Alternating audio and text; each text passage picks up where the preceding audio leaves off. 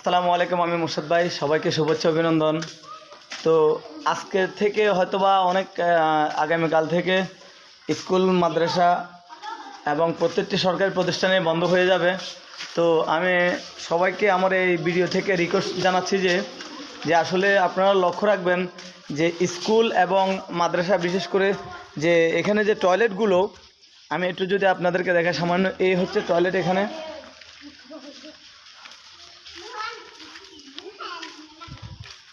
এখানে কিন্তু টয়লেট এবং আপনার ফ্রেশ হওয়ার জন্য বাচ্চাদের তো প্রত্যেকটা শিক্ষক এবং আমি পাশাপাশি যারা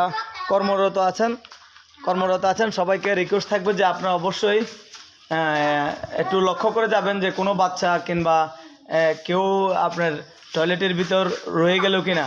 যদি থেকে যায় তাহলে অবশ্যই আপনার কর্তব্য এবং দায়িত্ব। তো রিকোয়েস্ট থাকবে যে অবশ্যই আপনারা এইটা লক্ষ্য করেই স্কুলে প্রত্যেকটি কক্ষে এবং টয়লেট এবং আরও বিভিন্ন যেগুলোতে বাচ্চারা থাকে সেই জায়গাগুলোতে তালা মেরে যাবেন এবং